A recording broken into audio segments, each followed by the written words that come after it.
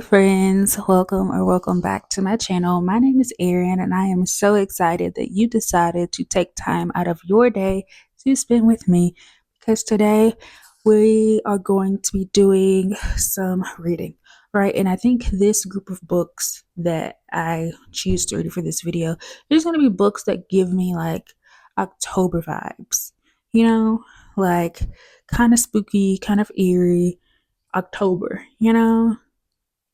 does that make sense? It makes sense to me. So yeah, we're going to just be kind of mood reading some books that give me October vibes because there are some books that I just really want to read in the month of October, and I want to make sure that happens. Since this will be the last reading vlog of October and it's coming out on Halloween, I just feel like this works out perfect, Right. So anyway, ow. So anyway, yeah, let's just get into these books and see what I end up picking up.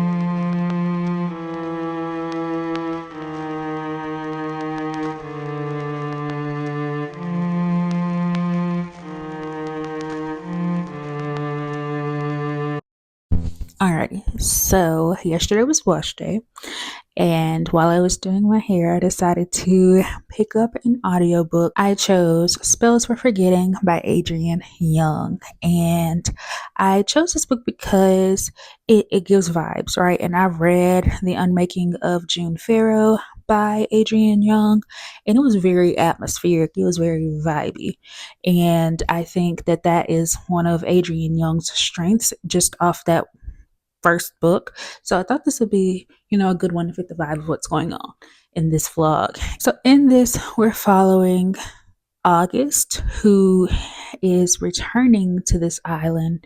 And I cannot remember how to pronounce the name of this island. I can't. So I'm just gonna call it the island. And so he's returning to the island after about 14-ish years of being away because his mother has passed away, and her dying wish was that she be buried on the island in the cemetery with her family, right? So August is going to go back and take care of that, and also like sell their house and kind of close up any business that they have left on the island.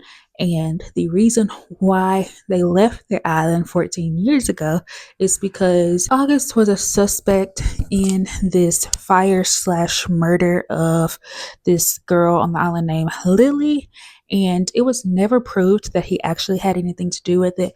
But when you have an island with a small island with families who've been there for hundreds of years, and it's just a really tight-knit community, if there's suspicion around you, then you did it. That is why August's mother decided that they needed to leave the island because they just didn't have any friends or anybody who would risk having a relationship with them after that happened. And we're also following Emery Blackwood, who was best friends with Lily and also in a relationship with August at the time of Lily's death. And August it's not a disappearance, leaving of the island. And Emery is, this is awful timing. If y'all can hear that, I'm sorry. Like, that's rude. But I gotta get this clip out because it's just gotta happen. So ignore that. Sorry. Um, what was I saying? Emery is very unhappy with her life right now.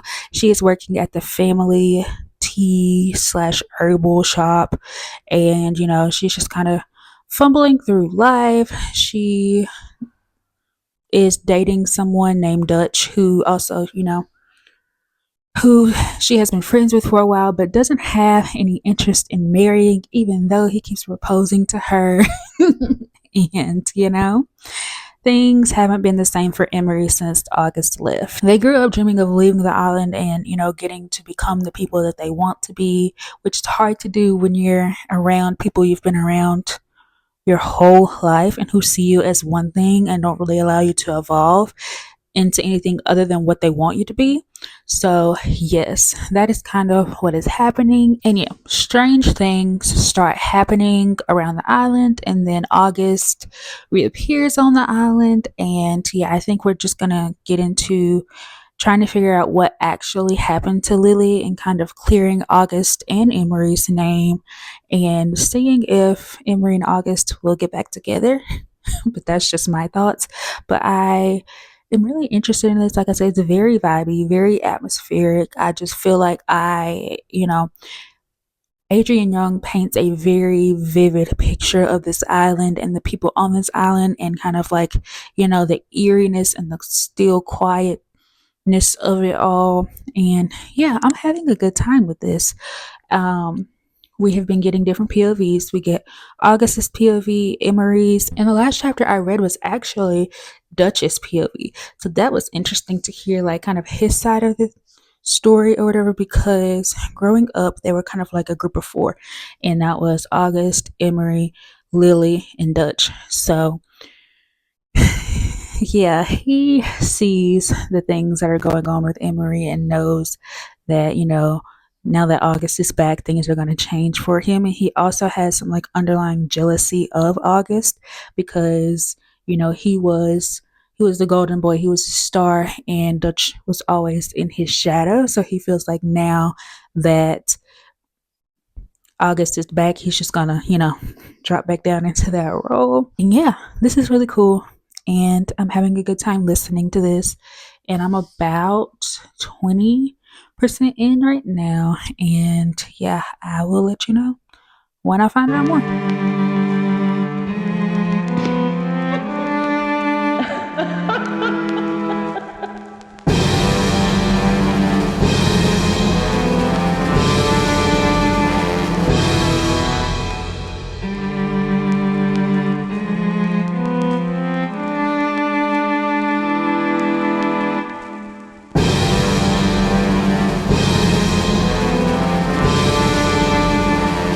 Hey, so I am back because I have finished part 1 of Sign Here, and that means I'm about 100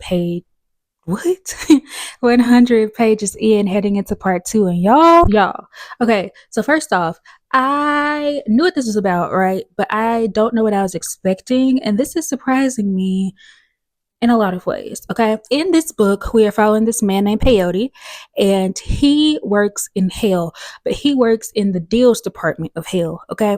So he is there, when people be like, oh my God, like, well, maybe not oh my God, but like in dire moments, and they're like, I just need somebody to fix this for me. I don't care what I got to do. Like, just fix this and, whatever. So that's when they come in and they essentially have people sign their souls over to fix whatever situation it is. Okay. So that's what he does, right? He has this big overarching project that he's working on that he hasn't told us yet, right? So we're trying to figure out, okay, what you doing? Like, what's really going on? And so this new girl starts working in the department, and her name is Calamity, and she is interesting. When we first meet her, she seems very shy, very demure, but then like they go out, and turns out she is the exact opposite of that. Sis is wild, sis is out there, she she just doing it. Okay. And so Because of that, peyote, I keep wanting to say coyote, which is why I like stumble a little bit. But peyote has an interesting time trusting her, but they keep ending up working together, and she is like basically making him be her friend. We are also following this Harrison family, right? Because peyote has said that if he gets one more soul within the Harrison family, then he'll have this. Is there a name for it? He'll be up for a big promotion if he can get. Oh, sorry. He'll be up for a big promotion if he can get one last Harrison to sell their soul, right? So we are following the Harrison family. We have a mom and a dad, a son and a daughter. We have gotten Peyote's POV, the father Silas, the mother Lily, and Mickey's point of view, the daughter. We haven't gotten Sean's point of view, who is the son, which I think is interesting. And I'm wondering if we will eventually get his POV. But anyway, yes, so we're following each of them, and I guess we're just kind of, running along to see who be the one to sell their soul, right? And we just have different things going on with them individually. I don't want to say too much because I feel like that will give part of it away. This is what got me, right? Okay. So anyway, it kind of gives you like character study vibes, but also it's like very humorous, very funny, very sarcastic, very light on the hill. Like they're talking about torture and things like that, but it's not scary. And I don't even know if this is classed as horror, but if it is, it's my type of horror. Like it's horror for the scared girls who don't actually like being scared, right? So here for that. But we learned a little bit about Peyote's history in hell. And once we find out about his history, at the very end of part 1, there's this reveal that is just like I was in there, I literally out loud was like, what? Hold on. It was good.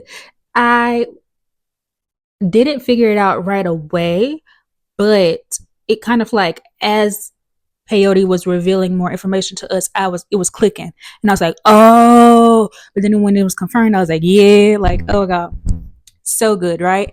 But one thing that is important is that when you go to hell, your human identity from Earth eventually goes away, and people try to do everything that they can to remember who they were. But when you get into hell, you get a new name, become a new something, because I guess you're not human anymore, and you slowly over time forget all of the details of your human life. And so Peyote has tried, and I think he has succeeded to remember a little bit. He might not remember everything, but I think he remembers enough to make some stuff happen, and I'm ready for it. There are a lot of twists and turns. There are a lot of dark secrets within his family that we're following, and it's just tea. It's tea. And I'm having a really good time with this. And yeah, I thought I was gonna like it, but I think I'm liking it more than I thought I would. And that's always good to be surprised in that way. So yeah, I think that's all I gotta say, because I feel like if I keep talking about this book, I am going to go into spoiler territory. And I don't want to do that. But yeah, just know that I am enjoying my time with this.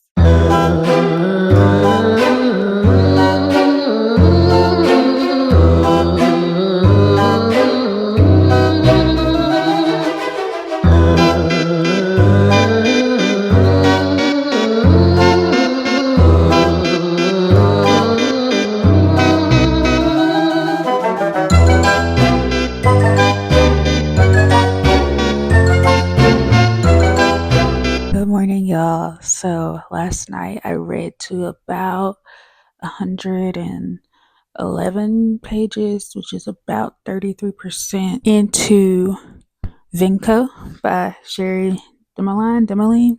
I don't know. And I have a grasp on what is going on, so I wanted to kind of talk about it with you. Excuse this, but the weather change is kicking my butt. So whatever. In VenCo, we're following this girl named Lucky, who is who is kind of struggling in life. Lucky takes care of Stella, who is her elderly grandma who is starting to experience memory loss along with some other symptoms, and who honestly just doesn't need to be left alone for long periods of time. And they find out that they need to move out of their apartment because of whatever reason. And Lucky is trying to find a place where she can afford to bring her and her grandmother, because rent in Toronto apparently is crazy, which sounds about right because I feel like rent everywhere is crazy right now. But yes, so she's digging around in the basement of their building one day and she finds the spoon. And this spoon has Salem, like, what's the right word? Like etched in it? I don't know. Ooh, I was right. It is etched. So it has a word Salem etched in it. And there is like this other storyline. So I think the way that this works is that the person who finds the first spoon finds the second person who has a spoon, and then the second person who has a spoon finds the third person, and then so on and so forth. And I think there is a total of 7 spoons, and Lucky finds the sixth one. And this is symbolizing a um what is the word I'm looking for? It symbolizes the assembling of the coven, which has been forced into hiding, and the coven kind of hides under the name VenCo, and they, moonlight as like mommy and me classes or like book clubs or whatever they can come up with to be able to assemble without people raising an eye. And I think I'm doing a terrible job at describing this. But I'm trying. So yes, we have all of that going on. So we're also following Mina and Wendy, who is kind of helping facilitate the spoon collection as well. But for some reason, as they go on into like finding the spoons, the time span that they have to find the next person with the next spoon becomes shorter. And I think the timeline for Lucky will be like not even a month long. So this is going to be, craziness. But also, Lucky does not know what this spoon means. She just thought she found a cool spoon in the basement. So Lucy is contacted by VenCo under the ruse of having this writer job for her because that's what she wanted to be in life. But she has had people who have told her that basically if I couldn't do it, you couldn't do it. So she didn't really try to reach for her dreams. They get her to come to Salem, Massachusetts under the ruse of she'll have this great job and be able to take care of her grandmother and not have to put her in like a nursing home. And so Stella and Lucky road trip it to Salem, and that's kind of where I am right now. She kind of just found out that all of these other women that are in this house also have a spoon, and so she is like, what the heck? And so yeah, when I pick back up reading, I'm going to find out what her reaction was to finding out what the whole spoon situation is about. And also, like, I don't even know what these spoons mean. Like, what do they symbolize? Like, what's the thing with the spoons? And then also we have Jay Christos, who is this creature. Basically, it kind of sounds like he was a part of this. I don't know what to call it. A part of this organization that killed witches because God told them to. Ow. I hit my lip. But yeah, I think that's what it is. Like, he is this immortal, really powerful being who can like read into other people's dreams and all kinds of craziness. And basically he is trying to stop the witches from assembling because that's what they do. And so yeah, that's where we are right now. I first of all, I did not know this was Sapphic. And so when we come up on these two wives, I'm like, oh, that's really cute. I might have known that at one point, but I think I forgot. But yeah, this is a Sapphic witchy book. And I love those, and I also love A Girl and Her Grandma. Like, I have found out that those are among some of my favorite books as well. I am enjoying the writing. This is actually like kind of funny, and I wasn't expecting that either. Like, it has a very like morose overtone and a very like melancholic overtone. But then you have like these funny moments that happen, and I'm like, okay, I wasn't expecting that, but also thank you. And yes, so we'll see what happens with this. I am enjoying it so far. There are a lot of moving pieces, as you can probably tell by me trying to tell you what's going on. But yeah, I think this will be a good one. So I'll let you know what happens. Okay, also, I'm back because I have finished VenCo. And this book surprised me for so many different reasons.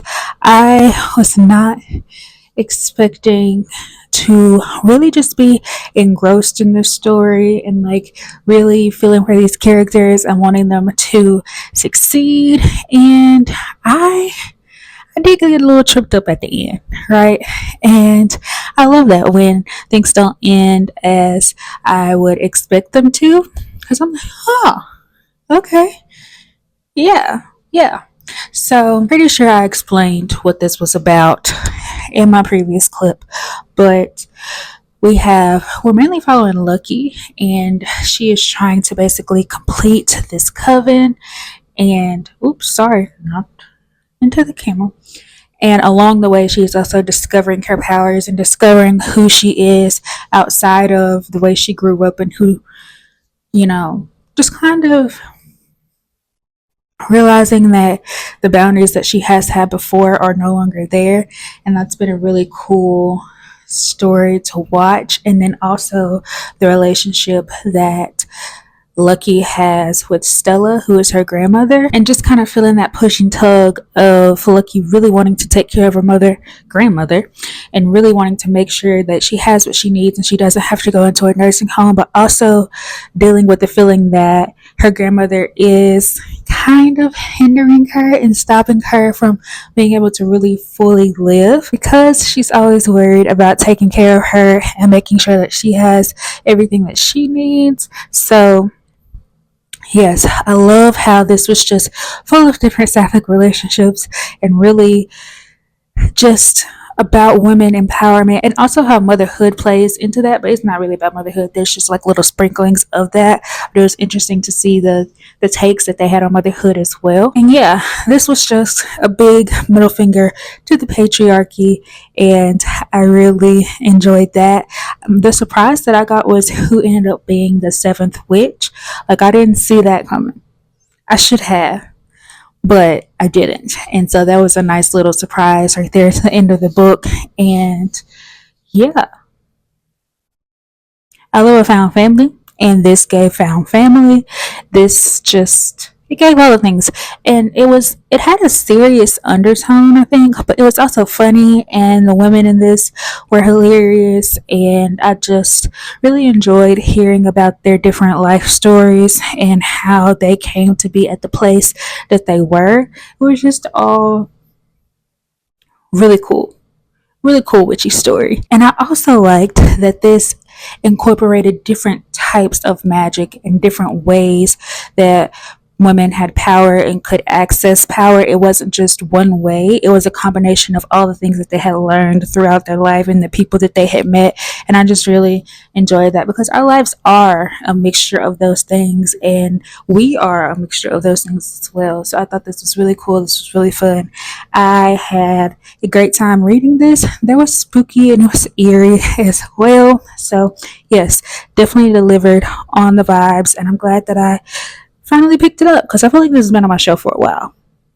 So yes, I ended up rating this a 4-star, and this is something that I will continue to recommend, because I just think it was a great story. And I also love that it was centered on different peoples of color. It was very diverse in identities in many different ways and what that meant. So I really enjoyed that part of it as well. And yeah, A Girl and Her Granny, it's gonna hit every time for me.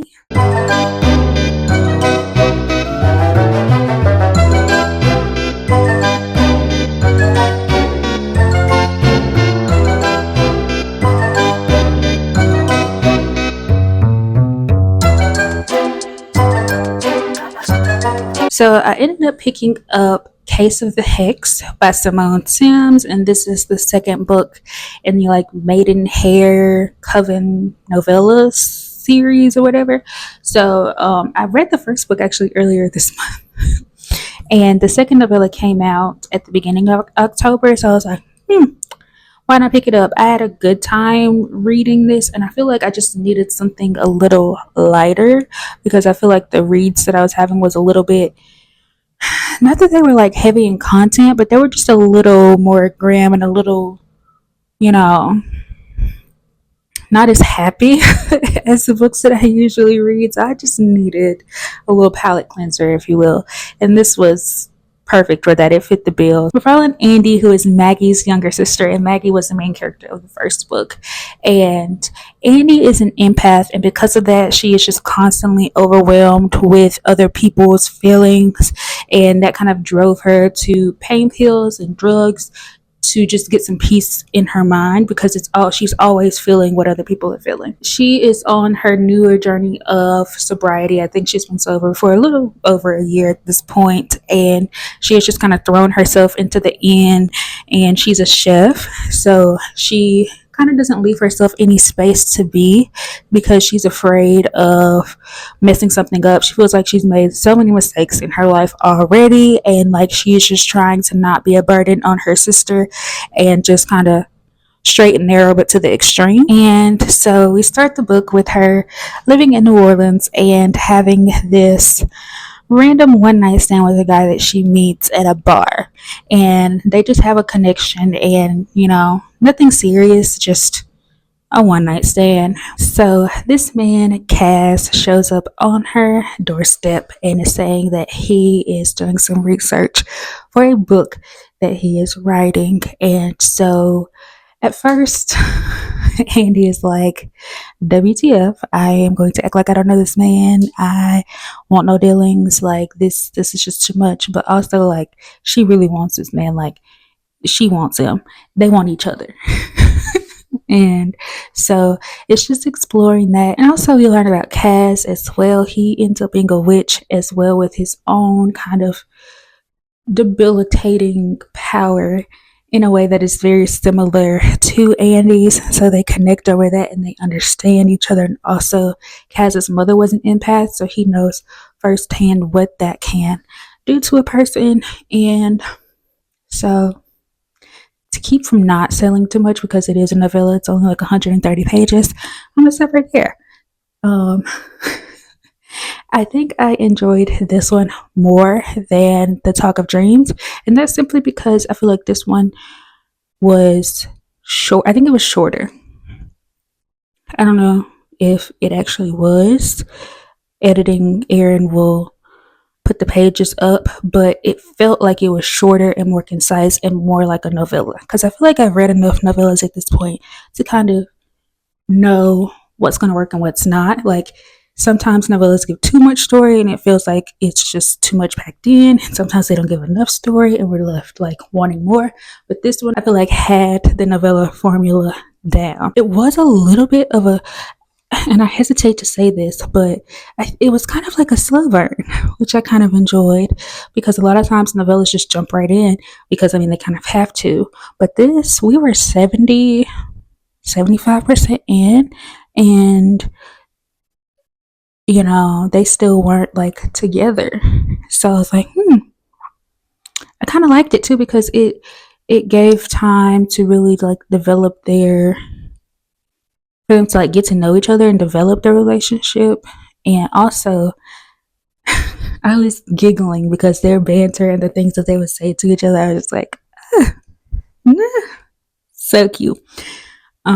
So yeah, and it may just be that this one was able to do more because Simone Sims used the first one to do more of the world building, so we didn't have to do all of that. We just kind of got to jump in and really learn about Andy and Cass, versus in the first book we had to learn about Maggie and Remy, but also the world and the island and the lore and all of that. So maybe that's why I feel that way. But anyway, I really enjoyed this novella. I ended up giving it 3.5 stars. It gave what it needed to give. I liked Annie and Cass together. And yeah, think that's all I have to say about this. So we need to have a conversation. This vlog is supposed to be out today. And I still have 2 books that I have not finished.